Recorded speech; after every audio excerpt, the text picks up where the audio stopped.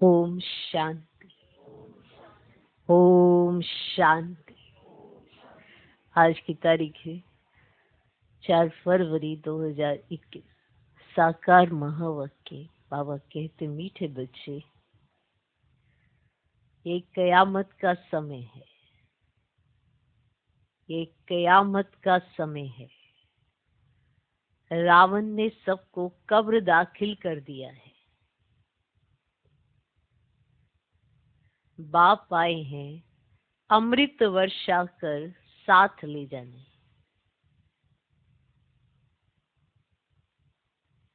ये कयामत का समय है।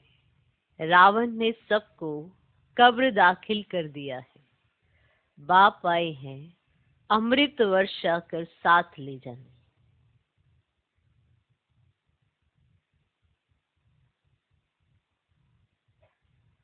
रावण ने सबको कब्र दाखिल कर दिया है। बाप आए हैं अमृत वर्षा कर साथ ले जाने। आज कब्र। शिव बाबा को भोला भंडारी भी कहा जाता है। क्यों? शिव बाबा को भोला भंडारी भी कहा जाता है। क्यों? उत्तर, क्योंकि शिव भोलानाथ जब आते हैं तो गणिकाओं, अहिल्याओं, कुब्जाओं का भी कल्याण कर उन्हें विश्व का मालिक बना देते हैं।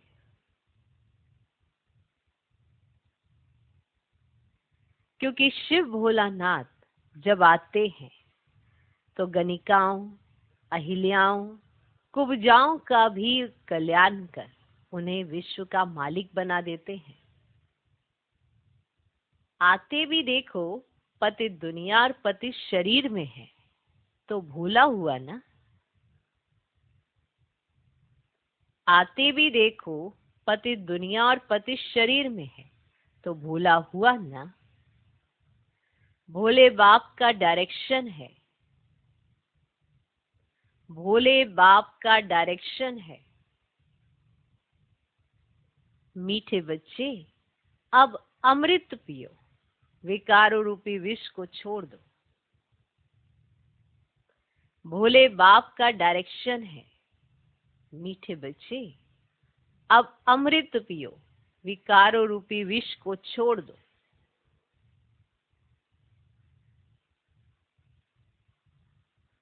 तो शिव बाबा को भोला भंडारी भी कहा जाता है। क्यों? उत्तर, क्योंकि शिव भोलानाथ जब आते हैं तो गणिकाओं, अहिल्याओं, कुब्जाओं का भी कल्याण कर उन्हें विश्व का मालिक बना देते हैं। आते भी देखो पति दुनिया और पति शरीर में है तो भूला हुआ ना। भोले बाप का डायरेक्शन है। मीठे बच्चे, अब अमृत पियो। विकारों रूपी विष को छोड़ दो। आज का गीत है, दूर देश का रहने वाला आया देश पर आए। ओम शांति।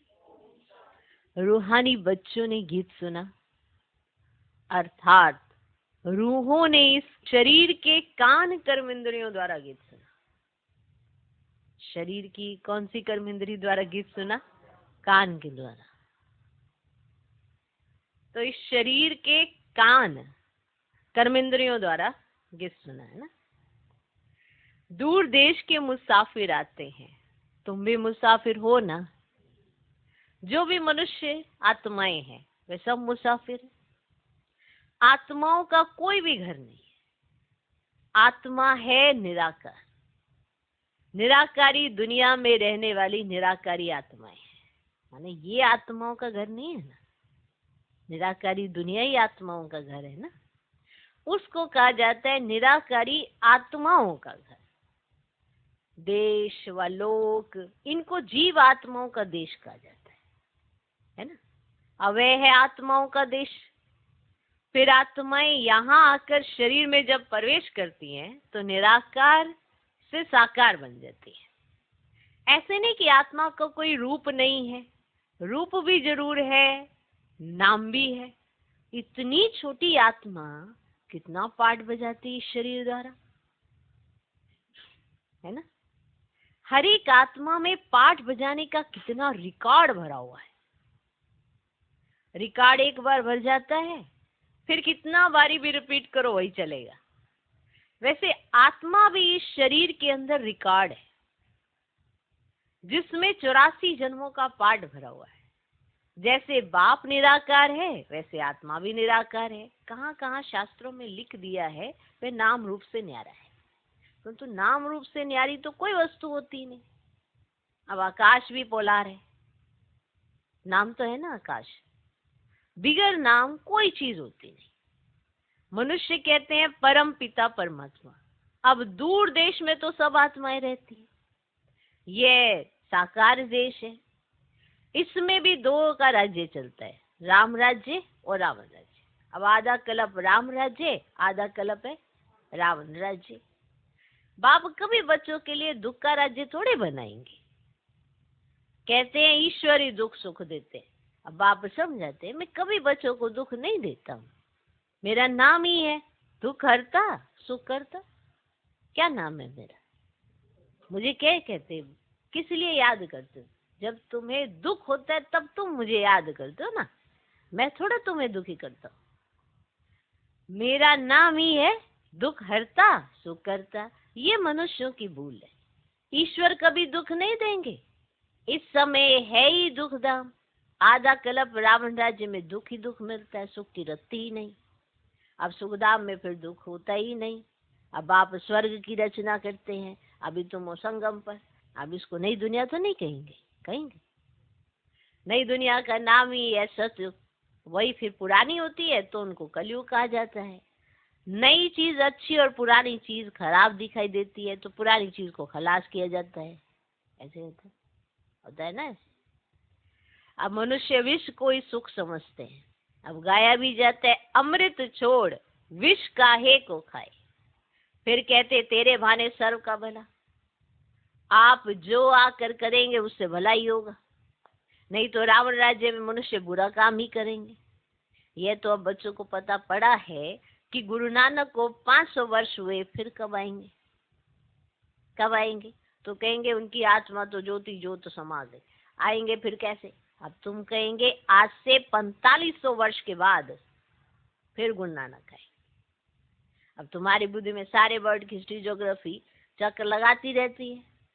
इस समय सब तमो प्रधान है, इनको कयामत का समय कहा जाता है। सभी मनुष्य जैसे कि मरे पड़े, सबकी ज्योति उजाई हुई है, तो बाप आते हैं सबको जगाने। बच्चे जो काम चिता पर बैठ भस्म हो गए हैं, उन्हों को अमृत वर्षा से जगाए साथ ले जाते। अब माया रावण ने काम चिता पर बिठाए कब्र दाखिल कर दिए, सभी सो गए हैं। अब बाप ज्ञान अमृत पिलाते हैं। अब ज्ञान अमृत कहाँ, वे पानी कहाँ। अब सिख लोगों का बड़ा दिन होता है तो बड़े धूमधाम से तालाब को साफ करते हैं, मिट्टी निकालते हैं, इसीलिए नाम ही रखा है अमृतसर, अमृत का तालाब। अब गुरु नानक ने भी बाप की महिमा की है। खुद कहते एक ओंकार सतनाम, वे सदैव सच बोलने वाला है। अब सत्यनारायण की कथा है ना। अब मनुष्य भक्तिमान में कितनी कथाएं सुनते आए हैं, अमर कथा, तिजरी की कथा। अब कहते शंकर ने पार्वती को कथा सुनाई। अब वे तो सूक्ष्म वतन में रहने वाले, वहां फिर कथा कौन सी सुनाई। अब ये सब बातें बाप बैठे समझाते कि वास्तव में तुमको अमर कथा सुनाए, अमर लोक में ले जाने मैं आया हूँ। मृत्यु लोक से अमर लोक में ले जाते हैं, ले जाता हूँ ना। बाकी सूक्ष्म वतन में पार्वती ने क्या दोष किया जो उनको अमर कथा सुनाएंगे, है ना। शास्त्रों में तो अनेक कथाएं लिख दी है। अब सत्यनारायण की कथा सच्ची कथा तो है ही नहीं। तुमने कितनी सत्यनारायण की कथाएं सुनी होंगी, है ना। कितनी सुनी होंगे, तुमने सुनी होंगी। तुमने कितनी सत्यनारायण की कथाएं सुनी होंगी। फिर सत्यनारायण कोई बनते हैं क्या? और ही गिरते जाते हैं। अभी तुम समझते हो नर से नारायण, नारी से लक्ष्मी बनते। अब यह है अमरलोक में जाने के लिए सच्ची सत्यनारायण की कथा, तिजरी की कथा। तुम आत्माओं को ज्ञान का तीसरा नेत्र मिला है। बाप समझाते तुम ही गुल गुल पूज्य थे, फिर 84 जन्मों के बाद तुम ही पुजारी बने हो। इसीलिए तो गाया हुआ है क्या, आप ही पूजे आप ही पुजारी। तो बाप कहते मैं तो सदैव पूज्य हूँ। तुमको आकर पुजारी से पूज्य बनाता हूँ, और यह है पतित दुनिया। अब सतयुग में पूज्य पावन मनुष्य, इस समय पुजारी पतित मनुष्य। अब साधु संत आदि गाते रहते पतित पावन सीताराम, ये अक्षर है, राइट। सब सीताएं ब्राइट से कहते राम, हे राम आकर हमको पावन बनाओ। सब भक्तियां पुकारती है, आत्मा पुकारती है, हे राम ऐसे पुकारती है ना। अब गांधी जी भी गीता सुनाकर पूरी करते थे ना, तो कहते थे हे पतित पावन सीताराम। अभी तुम जानते हो गीता कोई कृष्ण ने नहीं सुनाई है। बाबा कहते ओपिनियन लेते रहो कि ईश्वर सर्वव्यापी नहीं है, गीता का भगवान शिव है ना कि कृष्ण। पहले तो पूछो गीता का भगवान किसको कहा जाता है। अब भगवान निराकार को कहेंगे या साकार को? अब कृष्ण तो है साकार, अब शिव है निराकार। वे सिर्फ इस तन का लोन लेते हैं, बाकी माता के गर्भ से जन्म नहीं लेते हैं। अब शिव को शरीर है ही नहीं, यहाँ इस मनुष्य लोक में स्थूल शरीर है। तो बाप आकर सच्ची सत्यनारायण की कथा सुनाते हैं।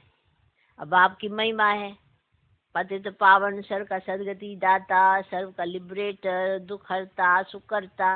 अच्छा सुख कहाँ होता है? या नहीं हो सकता? सुख मिलेगा दूसरे जन्म में, जब पुरानी दुनिया खत्म होगी और स्वर्ग की स्थापना हो जाएगी। अच्छा लिबरेट किससे करते हैं? अच्छा रावण के दुख से, तो यह तो दुख दाम है ना। अच्छा फिर गाइड भी बनते हैं। अब ये शरीर तो यहाँ खत्म हो जाते हैं, अब बाकी आत्माओं को ले जाते हैं। पहले साजन, फिर सजनी जाती है। अब वह है अविनाशी सलोना साजन, सबको दुख से छुड़ाए, पवित्र बनाए, घर ले जाते हैं। अब शादी कर जब जाते हैं तो पहले होता है घोट माना पति, है ना, पिछाड़ी में ब्राइड माना पत्नी, ऐसे रहती है। फिर बारात होती है। अब तुम्हारी माला भी ऐसी है, ऊपर में शिव बाबा फूल, उसको नमस्कार करेंगे। फिर युगलदाना ब्रह्मा सरस्वती, फिर हो तुम जो बाबा के मददगार बनते हो। फूल शिव बाबा की याद से ही सूर्यवंशी विष्णु की माला बने हो। अब ब्रह्मा सरस्वती सो लक्ष्मी नारायण बनते हैं, लक्ष्मी नारायण सो ब्रह्मा सरस्वती बनते हैं। इन्होंने मेहनत की है तब पूजे जाते हैं। कोई को पता नहीं है माला क्या चीज है, ऐसे ही माला फिरते रहते हैं।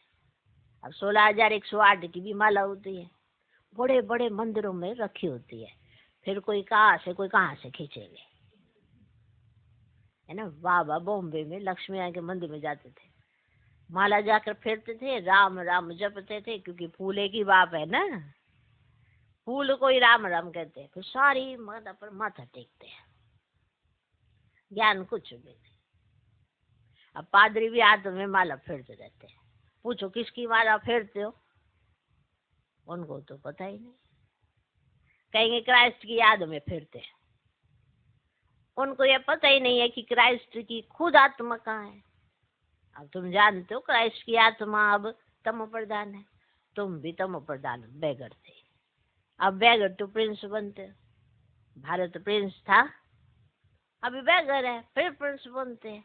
अब बनाने वाला है बाप, तुम मनुष्य से प्रिंस बनते हो। एक प्रिंस कॉलेज भी था जहाँ प्रिंस जाकर पढ़ते थे। अब तुम यहाँ पढ़कर 21 जन्म लिए स्वर्ग में प्रिंस बनते हो। यह श्री कृष्ण प्रिंस है ना। अब उनके 84 जन्मों की कहानी लिखी हुई है, मनुष्य क्या जाने। ये बातें सिर्फ तुम जानते हो, है ना, पता है तुम्हें पता है। ये बातें सिर्फ तुम जानते हो। भगवान हूँ बाज वे सबका फादर है। तुम गॉड फादर से सुनते हो, जो स्वर्ग की स्थापना करते हैं, उसको कहा जाता है सचखंड, और यह है झूठ खंड। सचखंड तो बाप स्थापन करेंगे, अब झूठ खंड रावण स्थापन करते हैं, रावण का रूप बनाते हैं, अर्थ कुछ नहीं समझते हैं। किसको भी पता नहीं है कि आखिरी भी रावण है कौन, जिसको मारते फिर जिंदा हो जाता है। ऐसा रावण जिसको मारा फिर से जिंदा हो जाता है। वास्तव में 5 विकार स्त्री के, 5 विकार पुरुष के। इनको कहा जाता है रावण। उनको मारते हैं। रावण को मारकर फिर सोना लूटते हैं। तुम बच्चे जानते हो ये कांटों का जंगल, बॉम्बे में बबुलनाथ का भी मंदिर है। बाप आकर कांटों को फूल बनाते हैं, सब एक दो को कांटा लगाते हैं, अर्थात काम कटारी चलाते रहते हैं, इसलिए उनको कांटों का जंगल कहा जाता है। अब सत्यु को गार्डन ऑफ अल्लाह है ना, सत्यु को गार्डन ऑफ अल्लाह कहा जाता है। वही फ्लावर से कांटे बनते हैं, फिर कांटों से फूल बनते हैं। अभी तुम 5 विकारों पर जीत पाते हो, इस रावण राज्य का विनाश तो होना ही है। आखिरी बड़ी लड़ाई भी होगी, सच्चा सच्चा दशहरा भी होना है। अब रावण राज्य ही खलास हो जाएगा, फिर तुम लंका लूटेंगे, तुमको सोने के महल मिल जाएंगे। अभी तुम रावण पर जीत प्राप्त कर स्वर्ग के मालिक बनते हो। बाबा सारे विश्व का राज्य भाग्य देते हैं, इसलिए इनको शिव भोला भंडारी कहते हैं। गणिकाएं, अहिल्याएं, कुब्जाएं, सबको बाप विश्व का मालिक बनाते हैं। कितना भोला है। आते भी है पति तो दुनिया पति शरीर में, बाकी जो स्वर्ग के लायक नहीं है वह विष पीना छोड़ते ही नहीं। अब बाप कहते बच्चे अब ये अंतिम जन्म पावन बनो। ये विकार तुमको आदि मध्य अंत दुखी बनाते हैं। क्या तुम इस एक जन्म के लिए विष पीना नहीं छोड़ सकते हो? मैं तुमको अमृत पिलाकर अमर बनाता हूँ, फिर भी तुम पवित्र नहीं बनते हो। विष बिगर, सिगरेट शराब बिगर रह नहीं सकते हो।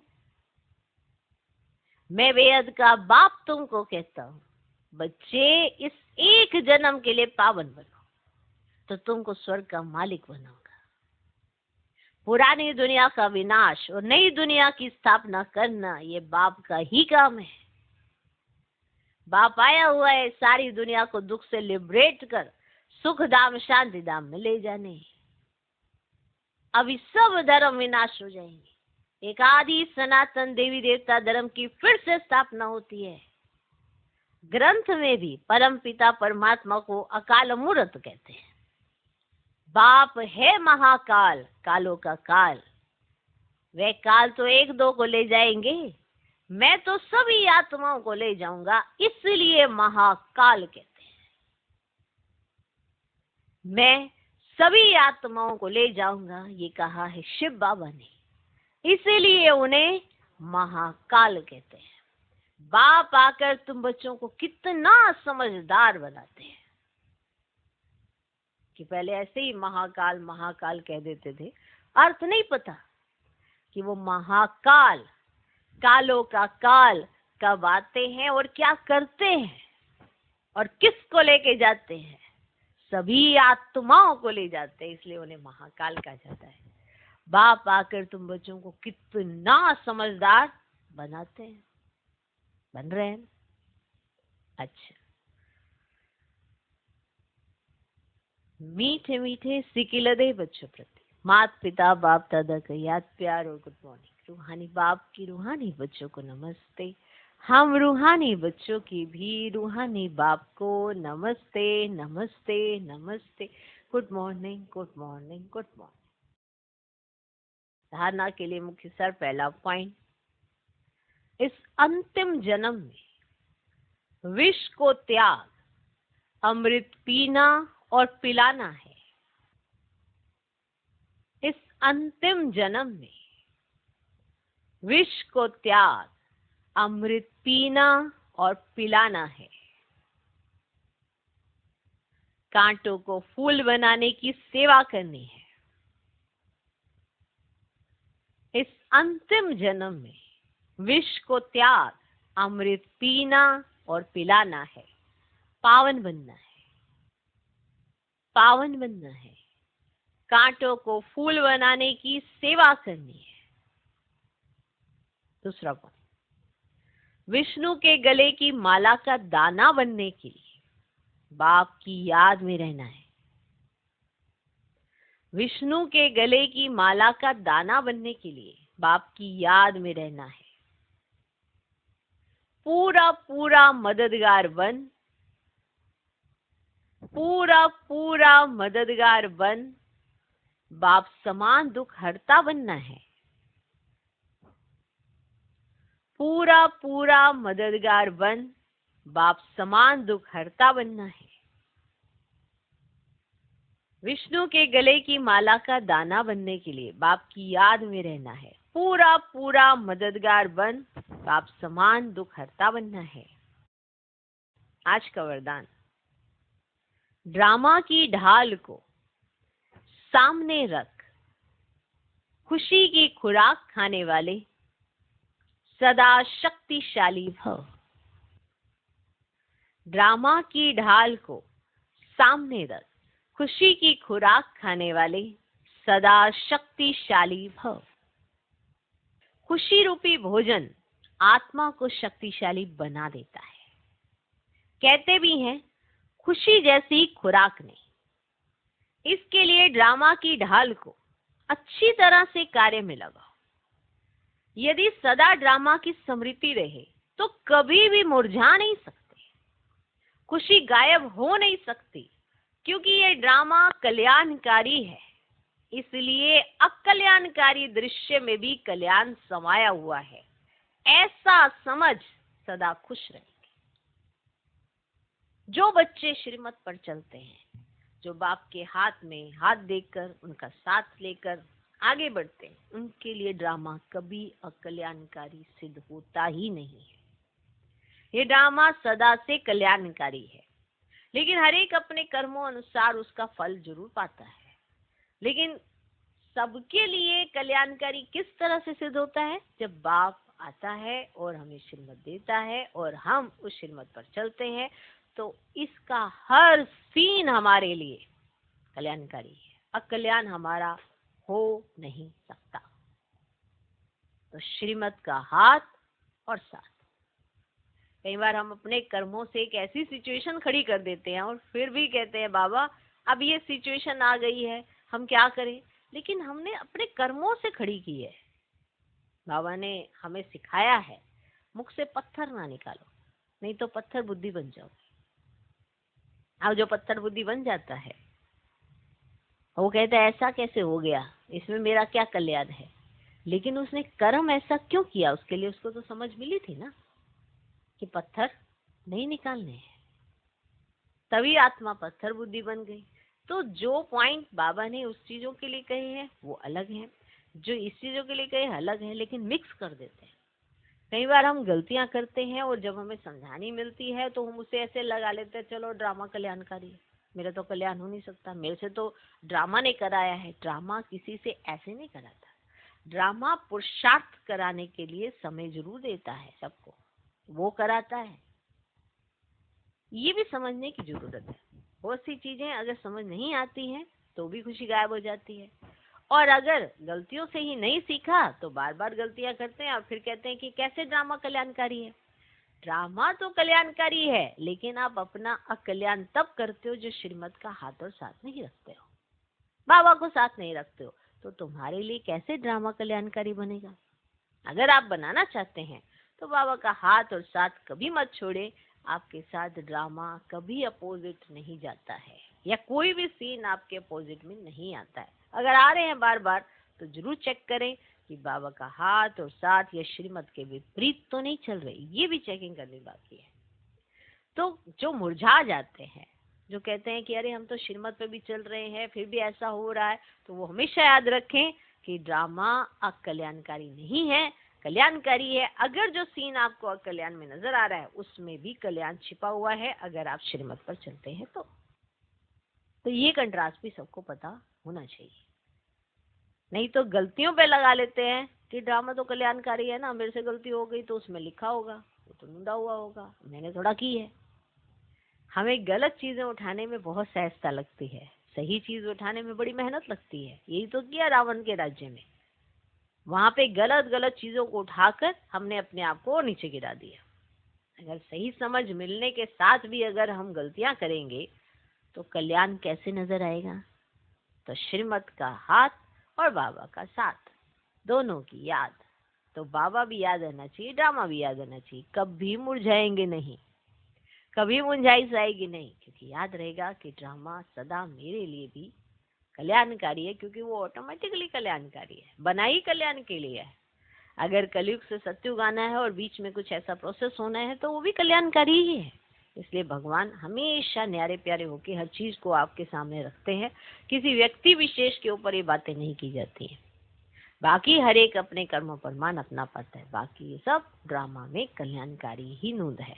हर चीज कल्याण के लिए नूंदी हुई है। इसलिए अगर अकल्याण की दृष्टि से देख रहे हो तो मुंझा जाओगे, परेशान हो जाओगे, लेकिन समझना इसमें भी आपका कल्याण है। तब सदा खुश रहेंगे। ऐसा समझकर चलने वाले सदा खुश रहते हैं। आज का स्लोगन, पर चिंतन और परदर्शन की धूल से दूर रहने वाले ही सच्चे अमूल्य हीरे हैं।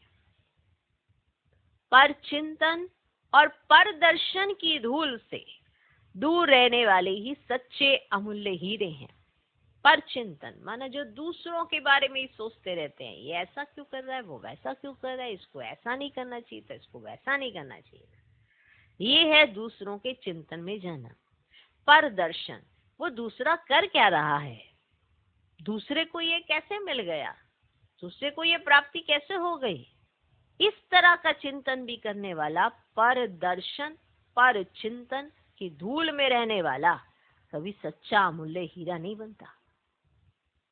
कि पर चिंतन पर दर्शन से आत्मा कितनी धूलित हो जाती है, कितना दब जाती है और वो सच्ची नहीं रह पाती है।